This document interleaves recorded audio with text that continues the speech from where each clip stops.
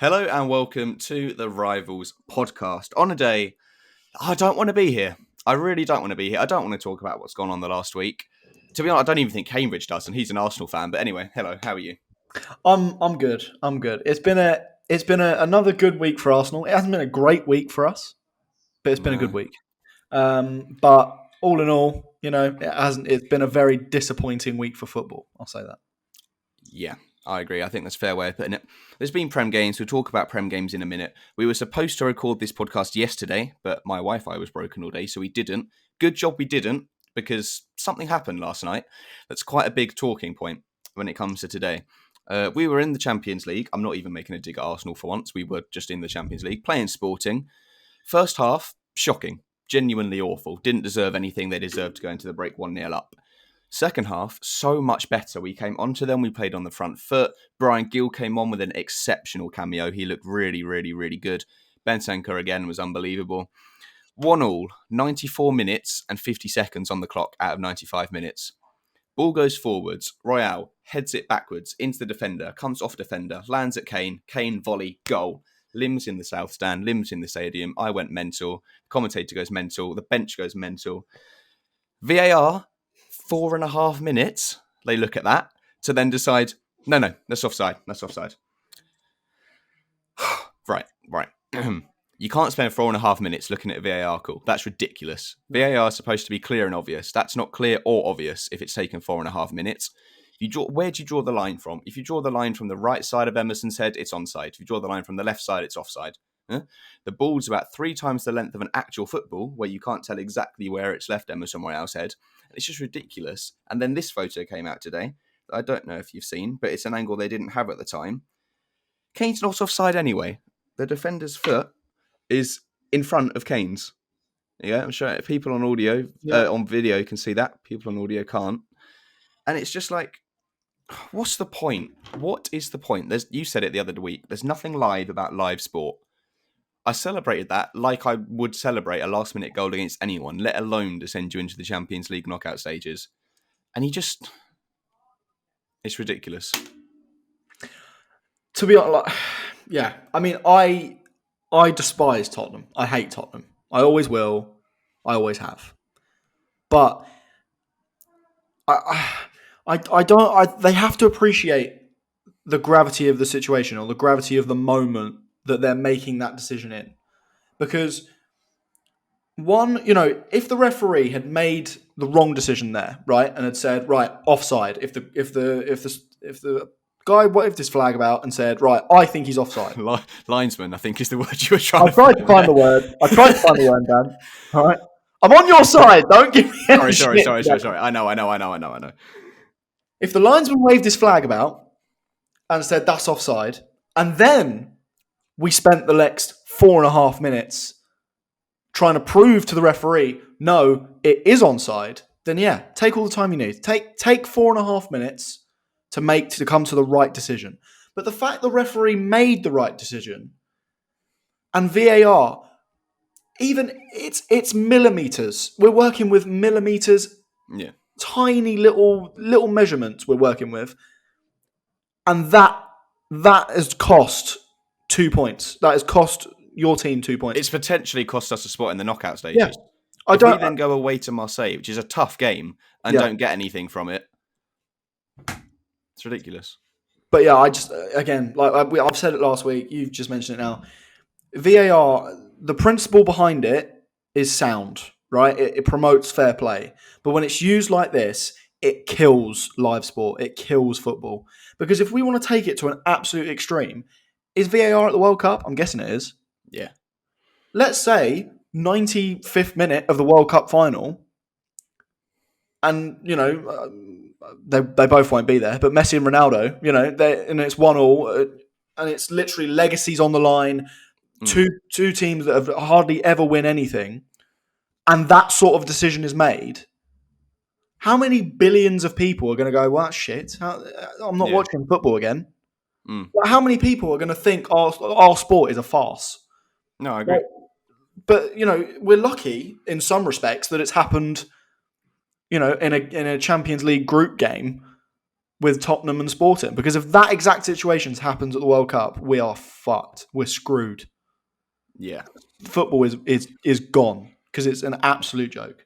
It's going more and more every week. There are a lot of Man City fans on Twitter saying, haha, this is what it feels like to be cruelly deprived by VAR, talking about the Sterling incident from a few years ago. The difference is Sterling was offside, or Aguero was offside when he picked the ball up, actually. Kane isn't. No. Like, you can almost definitively prove that he's not offside. Even if he's offside, the ball hits the hand of the defender as well. Even if you judge Kane to be offside, then you go back and give a penalty. You don't just go... Like, it seems... I'm not saying they were, but it seems like they were doing everything they could possibly do to find something wrong with it, to disallow it. The referee's face... Oh, don't even. Questions. Not his face in general. The smugness. Not his face in general. Let's change that a little bit. His face in general was fine. But when he's talking to Eric Dyer, and Dyer is trying to understand how his team has just lost 2 points when he should have had 3. The smugness on that man's face is so unreal. Smug. But it's like he can't believe it either. Like, he's in charge of the game. It's his decision at the end of the day.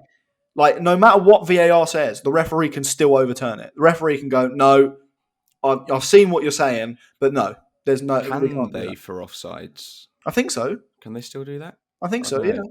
Or is it what penalty shouts? I don't think they can. I don't know. I don't think they can, but I'm not sure. What Eric Dyer was saying was technically wrong. He was saying the ball's gone backwards. How is it offside? Yeah. I know that's not a rule. The ball can go backwards and you can still be offside. But it's not that. It's the fact that Kane isn't in front. No. Like, marginally, he might be in front of the ball. But that defender's foot that I just showed you from that angle they didn't have yesterday is clearly in front of any goal-scoring body part of Harry Kane's. Unless he's now going to score a goal with his nose or something. Like, that's not... Yeah, well, yeah. I mean, his nose wasn't even in front of the... No, I'm honestly... It just makes you lose faith in football. I understood the pain, honestly, because it's... You know, when I saw the goal, because obviously I wasn't watching, I was doing something else. But when you messaged me, and like I remember opening my phone, I had 7 unanswered messages from Dan. Like, it was just a rant. It was just a rant. It was just a rant. And I was like, okay, something's happened. You probably thought, oh, what's he saying now? Something's gone against him. He's being stupid. Sporting have grabbed, like a 97-minute winner and draw, and it's like, okay, all right, cool. He's just a little bit salty. But when I saw it, because I have my Arsenal cap on at all times, I go into that and I'm going, right, I'm not seeing this from a Spurs point of view. He's talking bullshit. But when I saw that, there's no way. There's nothing that even points in the direction of offside. There's literally nothing. So the fact I just don't. I am so confused about how they came to that decision. I am genuinely baffled. The this photo's annoyed me more. I only saw this a few hours ago as well. The defender's foot is in front of any body scoring part of Harry Kane. Any goal-scoring part of Harry Kane, not any body-scoring part. That's not a thing. No. Oh, it's so annoying. It's so annoying. And it's the wrong decision at the end of the day. And to make it in a game like that, at a time like that, to be that smug after it, doesn't add up very... I'm not saying there's anything wrong, because I can't say that. Like, I can't say there's a conspiracy going on. No. It was the same referee that was on VAR in the Champions League final for Sissoko's slightly controversial handball as well. But, ignoring that, it just seems like they did anything they could to not give the goal. To look for 4.5 minutes for something that marginal is ridiculous. Yeah, no. Ridiculous. It is killing the game. When you boil it down, picture by picture, millimeter by millimeter, and when you're checking, how long Harry Kane's hair is to see if he's offside or not. That's when we've gone too far. Yeah. Like, it's very silly. It's very silly. But unfortunately, there's nothing you guys can do about it now. So you've just got to make sure you do the job in Marseille. TalkSport, by the way, last night, I don't know who was doing the news bulletin on TalkSport. I put TalkSport on and they were like, it would make potential victory against the Arsenal rejects so much sweeter next week. I was like, can you say that on a national radio station? It called Marseille Arsenal rejects. And I was like, can you say that? They've got like Tavares, Guendouzi, Sanchez. Like, can you say that? I wasn't so sure about the professionalism of it, but Well, yeah. oh, and then the other thing as well. Obviously, when we score that goal, everyone's on the pitch. The bench is on the pitch. All the subs are on the pitch. Yeah. Like the South Stand's gone mental. Conte's on the pitch, hugging everyone. To then send Conte off when everyone's on the pitch and he's rightly slightly angry at it. He doesn't do anything wrong. He's just on the pitch protesting it. To send him off, give him a 1-match, potentially 3-match, apparently now UEFA have said, ban. But What do they want? What do they want sport to be like? There is no better feeling than a last-minute winner, and now you can't have it. You can't have that feeling ever. But I feel like there's no context. I don't feel like they have any context in their rulebook. I feel like they're like, okay, no matter what the time is, what the situation is, like, are you expecting Conte to just sit there in his chair and just be like, oh yeah, fair. Oh, okay, cool. You've come to that decision that loses us potentially a Champions League. Okay, cool. Yeah, no worries. Yeah. I could lose my job over this. I could lose my livelihood over this. Literally. Okay, cool. Yeah, right, I hadn't even thought of it like that. Okay, cool. I'll sit in my box. Like, you've come to the wrong decision. It's unfair. Like the very thing that you've brought in to make the game fair has just cost us from an unfair decision. Like that in that very sentence shouldn't exist in football. If Conte goes up onto the pitch, 2 foot to the referee, 2 foot to the linesman, then you can send him off. Absolutely. But he's not even complaining. The stuff in the Chelsea game was a lot worse in terms of what Conte did than what he did last night. And just to send him off so quickly as well. Like, he just kind of got near the ref. The ref just went, bye. And it was like, what? Conte was fuming. In his post-match press conference, he did one question and left.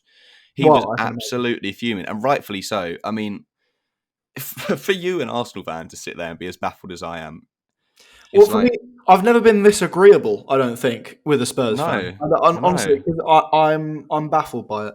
I'm baffled by it. But the shambles of the modern world of football is what brings us together. Hey ho. It's just disgraceful, really. But yeah. Anyway, shall we move on to your other loss of the week? Oh, well, there were 2 more losses. She's reminding me. We played. Who did we have? We had Newcastle first. This was just embarrassing. This was just bad. Can't blame anyone. This is a game of 2 contrasts. This and the Newcastle game. This game, Hugo Lloris concedes 2 and is man of the match. Some of you say it's unbelievable. Not one other person turned up for that game. We were absolutely shocking. We deserved to lose. We were dreadful. Newcastle was the opposite. Conte was absolutely shocking. Lloris was absolutely. I'm fuming. Lloris was absolutely shocking in the Newcastle game, and Bentancur, again, only player that I think could hold his head high after that game. He was unbelievable. There's a lot to talk about the first goal in the Newcastle game. More VAR. At the time, my housemate's a Newcastle fan. I was watching it with him. It was not a fun experience. Yeah. Well, I was watching it at the time. Lloris, have you seen it? Like Lloris and Wilson. I've seen it. Yeah. At the time, I said that's not a foul. Neutrally, I'm glad it wasn't given as a foul. And I was like, yeah, fair, that's a goal. Even at the time, in the height of the game. There's certain angles that make it look quite bad. There's an angle Callum Wilson does clearly sort of put his arm around Lloris and block him. But I'm not that mad at that. I feel like, for the sake of football, I'm glad it was a goal. But now I want consistency in the sense that goalkeepers shouldn't be as protected as they are. If you're going to let that happen to Lloris, you have to then consistently keep it going forwards. Okay, good. I agree. See, I told you this would be an episode of us agreeing. I'm not going to lie. I thought you were going to say that shouldn't be a goal. But for the sake of football, in my opinion, Lloris is rushing out. He's stupid. I don't know what he's doing. It's a stupid decision. I don't know why. I don't know. I swear there was a defender. Was there a defender there as well? Oh, don't even get me started. Like, I love Eric Dyer with all my heart. He's a legend. But but if he does his job and plays to the whistle and gets back on the goal line, that's the easiest clearance ever. Yeah. It's because he stands there going, "Oh, that's a foul" on the edge of the box. Yeah. That's a goal. It's like, oh, bloody hell, Eric, play to the whistle, get on the goal line. He literally could have stood there and gone, bonk. Yeah, he cleared it. He didn't have to move at all. Absolutely. Yeah. Not a good week to be a Spurs fan at all. Not a good week. No. We deserved that win against Sporting as well. Did I even mention Brian Gill's cameo? I can't remember. You did, yeah. You did. Okay, he was unbelievable. He was really good. But it's just there's very few feelings in life better than a last-minute winner in live sport. I'm sure Yeah. your first child and your wedding Yeah. probably beat that. I don't know. I'm 19, haven't had either. Um, but you can't celebrate a goal. I hate this. You cannot celebrate a goal. No, there's not. Unfortunately, it's killing it. And I think, I mean, on one hand, I'm like, okay, let's get it into the World Cup, and make it an absolute shit show. So then there is an absolute riot, worldwide, Mm, because then UEFA might actually wake up and be like, okay, we need to revamp it completely or just scrap it. yeah, Like that, those are the only two options that we have now. Because yeah. they need to rewrite the rule book or something, or completely get rid of it if they can't be bothered. I don't have a problem with the technology. I have a problem with the way it's being used. Yeah. They're using it stupidly. Also, what happened to semi-automated offsides in the Champions League? Why were they drawing lines in the first place? I don't get it, man. I really don't get it. It's But it is painful. infuriating. It's infuriating. There's a lot of calls as well, Spurs fans, which I cannot agree with, calling for Conte to be sacked, all this kind of thing. Are you mad? He's the best manager that we've had in years. Yes, Poch would come back in and play nicer football, but Conte is a proven winner. Why are you even thinking about getting rid of him before he's had an FA Cup, before he's had a Carabao Cup, Yeah. before he's had a couple of windows to get his squad the way he wants them? Yeah. Stupid. No, I feel like a lot of football fans are like that though. I feel it's a very common thing where as soon as your team isn't performing and you have a manager like Conte in there, like bringing Conte in, absolutely one of the best managers in the world, proven, Yeah. proven. But as soon as that team doesn't see results that they were expecting, immediately they're on the wrong side. Immediately they're like, okay, he's not the manager we thought we were going to be. Like you have to, like you said, you have to give him a bit of time. Like as much as he's a great manager, he's not a miracle worker. No. He's not a miracle worker. And even you'll agree. That Tottenham team right now, where would you put it where would you put it? Would you put it above Man United on paper? Probably not. At full strength or right now? Like in the Prem, probably I'll say at full strength to say fair. I'd probably put it level with United, because when you think, like, we've got one of the best front threes in the world with Kane, Son and Kulusevski. You can't really argue that. We just do. The wing backs are the problem. The wing backs are so integral to Antonio Conte's system. Perisic is about 94, and Sessegnon isn't old enough yet to be like at the peak of his career. No. Emerson Royale is Emerson Royale. Yeah, I'm not even going to explain that. Did you see his no look pass against Sporting that went I for a goal did. kick? I Cheers. did. Yeah, fantastic. Doherty's been not great recently. We're not giving Spence a chance for some reason. Once we improve the wing backs, it's a brilliant 11. But it's not the best 11 in the league. It's not even close.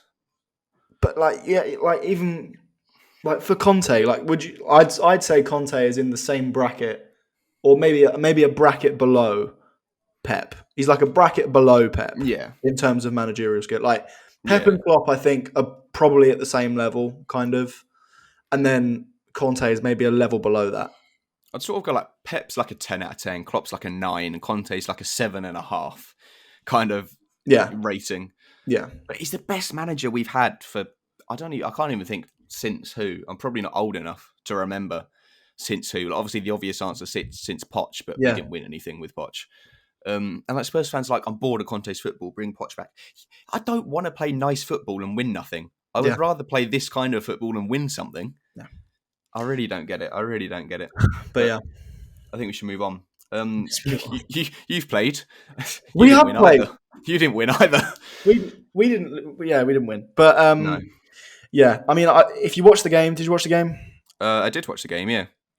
In my opinion, we were vastly the better team. We were the better team. We had several chances not in the where we should have been. I mean, first half, it could have easily been 3-0. Yeah. Easily. And it's just chances we didn't jump on top of, unfortunately. And then, all fairness to Southampton, they gave us a run for our money in the second half and scored a pretty good goal. Yeah, great team goal. I'm not too bothered, especially because it's a draw. I'm not bothered with a draw. Yeah, At least it's a point. I think we're 2 points clear of Man City still, and yeah, Haaland's injured. So I'm it's true. more than happy. It's I'm true. more than happy. Did you have Europe this week? I don't even know if you played. Might have done. Are you Honestly, playing tonight? You're probably playing tonight, aren't we're you? playing tonight. Yeah. Oh, we're Okay. playing PSV.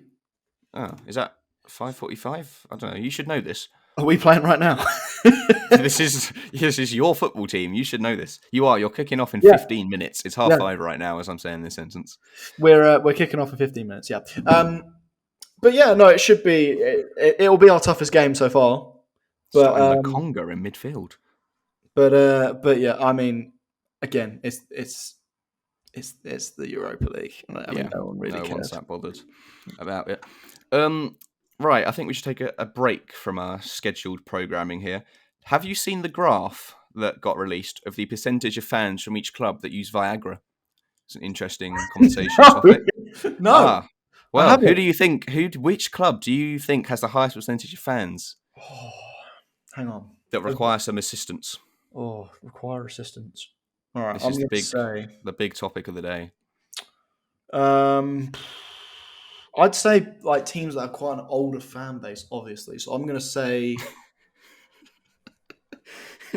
Hang on, let me get up the league table. I don't want to. Okay. I need to just have a look at I this. saw this the other day, and I was like, I'm going to screenshot that for the podcast. That is something Well, the to. fact that you've screenshot it and brought it up makes me feel like Arsenal is near the top.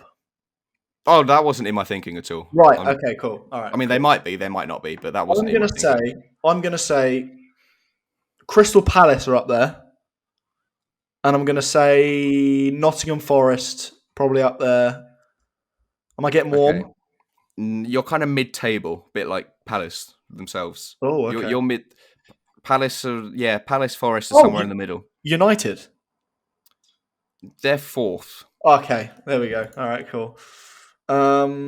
Newcastle? No, they are 1, 2, 3, 4, 5, 6, 7, 8th. Who's got an older fan base? I don't think that's the right way of thinking for this table. I'm not going to lie. I think it's good logic, but all right, I'm going to say it's not relevant. My final guess. I'm going to say Southampton. Okay, well, Southampton are third. You're very close. Okay. With Southampton have got 18%, they're third. Arsenal is second with 19%. Hey, who's first? Chelsea. Oh, 20%. Okay, yeah. of course. Yeah, Chelsea. We're fifth. Brighton 7th. Oh no, Brighton 6th. Bournemouth 7th. Newcastle 8th. City 9th. Villa have the lowest percentage of fans using Viagra with 6%. Where do they conduct this survey? That's what I don't know. I don't know. It's just I been going around. I want to know what this survey, how this survey was done and where it was taken. Because if is it a guy with a clipboard outside the ground? I don't know. Going, excuse me, sir. I see you've got a Newcastle top on there. Do you use Viagra? I don't know. I don't know how this survey was taken. It'd be interesting to see, actually. But it's a new chant for Chelsea.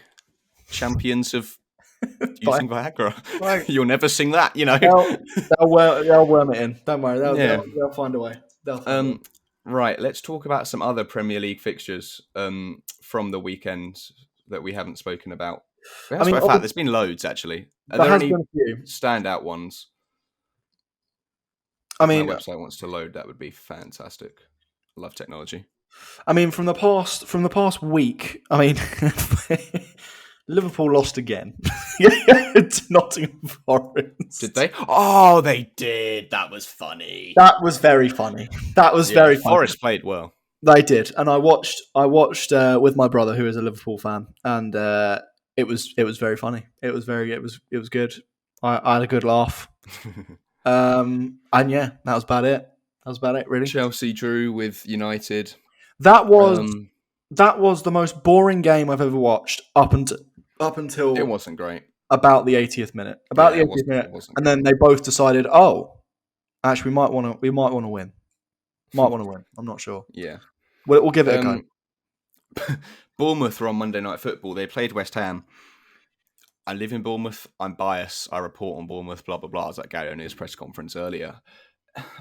10 decisions now they've had using VAR that could have gone either way go against them. I don't know if you watched Monday night. I don't know if you watched the West Ham game, But for their first goal, I can't remember who it is. Zuma scores the goal, but whoever passes it to Zuma just kind of volleyballs it to them, like his hands are here, and he just goes like that, and it's just given as a goal. And like Carragher and Sean Dyche in the studio are like, "Oh yeah, it's a goal, clearly," but it's just like, I feel like we've talked too much about VAR this episode, so they've got it. They just can't get it more wrong. People are brandishing Tottenham Bournemouth this weekend as a VAR derby. It might be. Who's going to come out less lucky? It honestly might be. It is absolutely ridiculous. It honestly might be.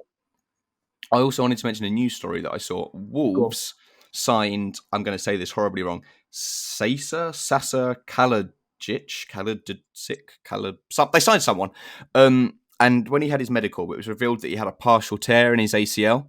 Oh. Wolves signed him anyway, started him immediately, and he tore his ACL on his debut. Yeah. Why? Why have medical staff? Why? What's the point? Because I guarantee you that is a board decision. That is a Probably, we've spent X amount of money on him. He's playing, and the manager's gone. All right, well, we're going to have to play. And I guarantee, because the medical staff are the most sensible people in a football ground. If a player is ineligible to play, they'll go, no, he can't play. It's impossible. So that is I guarantee you that's a board decision. That is an absolute board decision right there. But yeah, funny though. It is quite funny. So much for duty of care. Yeah. All right, let's move on to this weekend's fixtures. Leicester have got City in the early kickoff. Bournemouth are playing Spurs. We'll talk about that more in a minute.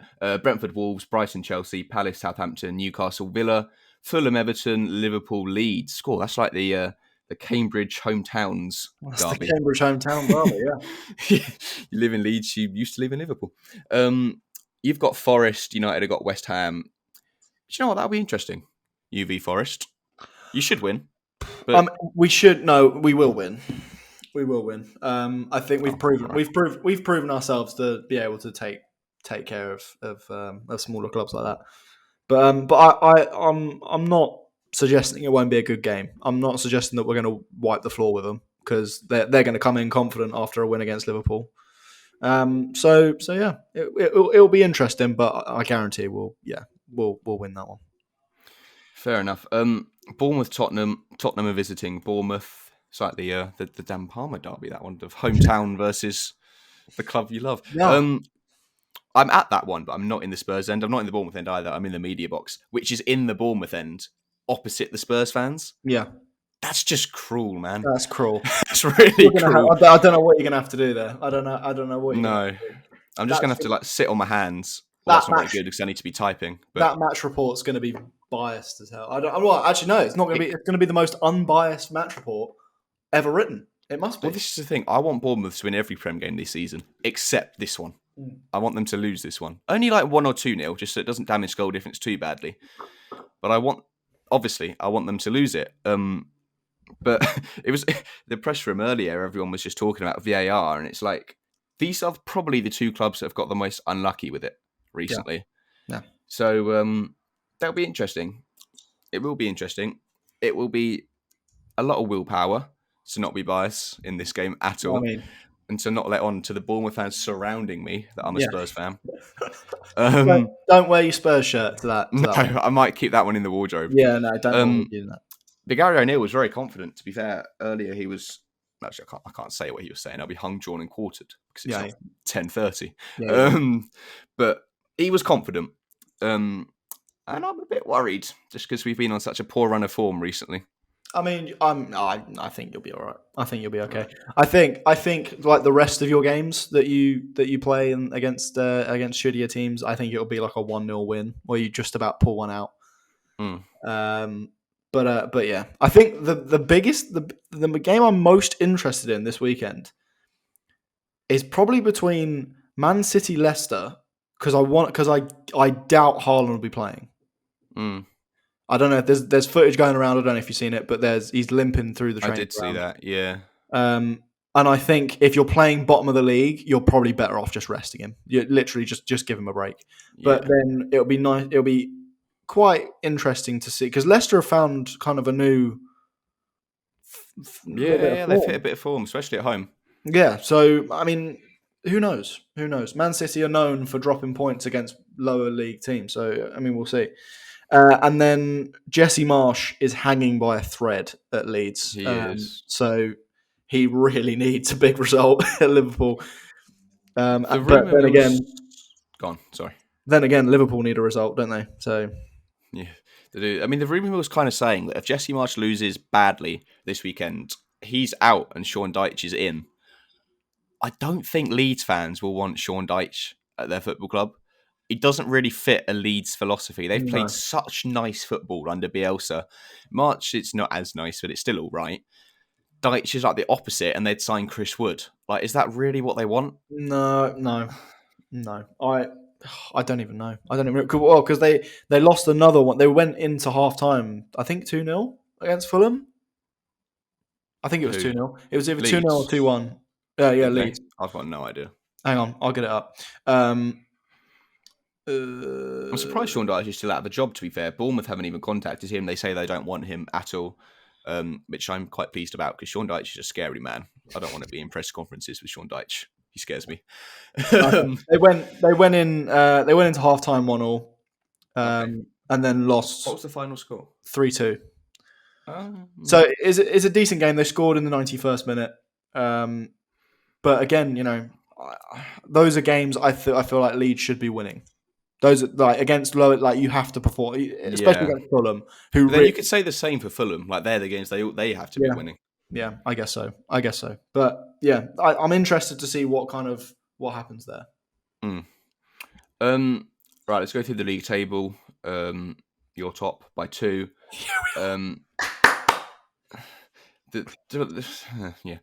We're still third. We are still third, which is why I think it's a huge overreaction. But you've got a game in hand, and we are 6 points behind you, 5 points behind you even, which isn't great because that could be 8 points behind if you win your game in hand. I don't know who it's against, but let's just put this into perspective. You are currently 2 points above Newcastle. yeah, but Newcastle are doing very well. They've won 5 and drawn 6. And lost 1. We've lost 3. I can't believe you've lost 3. No, we don't really draw. It's kind of a bit of a theme with Conte. No. We don't really draw. Honestly, I'm at 9-1-1 and 11 games in. You're having a great season. I'll say, like, genius. Like, you're doing well. You will crumble inevitably. There will be that time. I will put both my hands up right now. The dip is coming. The dip is coming. All right, it's coming. Leeds, Southampton. They're iffy games. It is coming. It's coming. We've got to be humbled again. I think Chelsea is our next big game, if I can remember correctly. I think that's right. So yeah, I mean, if Chelsea is our next big game, I would probably expect, even though Chelsea aren't great this season, especially if it's at Stamford Bridge, I expect probably to get our asses whooped there, just because I don't know. That might be a part of the dip. Maybe. But yeah, I mean, I think either way, depending on how serious Haaland's injury is, but it doesn't seem that serious. We might be in the title race. Who knows? But I think you have to say you're in the title race. You have to. At this point, 11 games in. Yeah. You're top of the league by 2. You have to say you're in a title race. Yeah. I would say now we're not. It's not impossible, but I would say we're just below that. We're kind of like the Chelsea of previous years. You're not quite in the title race, but you should get top 4. Yeah. We probably still might not, but you never know. Newcastle 4th, Chelsea 5th. Chelsea can overtake us if they win their game in hand. United technically can, but they'd need to win 11-0, which is unlikely. Fulham 7th. That just sounds really wrong to say. It sounds disgusting. Fulham 7th. But, I mean, we can only apologise because we both put them in our bottom 3. So, we can only apologise. I put them last. Yeah, I think I put them second to last, I think. Yeah. I think I put Forest last. But yeah. Well, Fulham, Liverpool 8th, Brighton 9th, West Ham 10th. That's quite impressive from where they were a few weeks ago. Yeah, not bad. Brentford 11th, Everton 12th, Palace 13th, Bournemouth 14th. Bournemouth have lost 2 in a row and they've suddenly plummeted. Hopefully they'll lose 3 in a row because it's Tottenham, and then hopefully they'll win all the other ones. But funny story, actually. I was in Asda yesterday, and as I was walking in, Jadon Anthony and Jordan Zamora were walking out carrying an ironing board. Oh, I nice. wasn't expecting to see the left wing and left back of Bournemouth walking out of Asda. Yeah. Like, what? Where else could you do that? It's such a small club. It is, yeah. That you could just do anything. No, It's can't, really weird. you can't really imagine Martinelli and Saka doing the same thing. Yeah, imagine that. Like, No. I was just walking out, and my mate went, "That's Jadon Anthony," and I was like, "Oh yeah, Samora as well." It was really strange. It was really weird. Like, there was no one around them. There was no like huge queue of fans or anything. Just walking out with an ironing board. It was really strange. But yeah, Villa 15th, Southampton 16th, Leicester 17th, Leeds, Wolves, and Forest all level with 9 points in the relegation zone. That 3 points against Liverpool is huge. Yes, for Forest. That's massive. absolutely massive. They'd be in a right pickle without it. Is there anything else to talk about before we?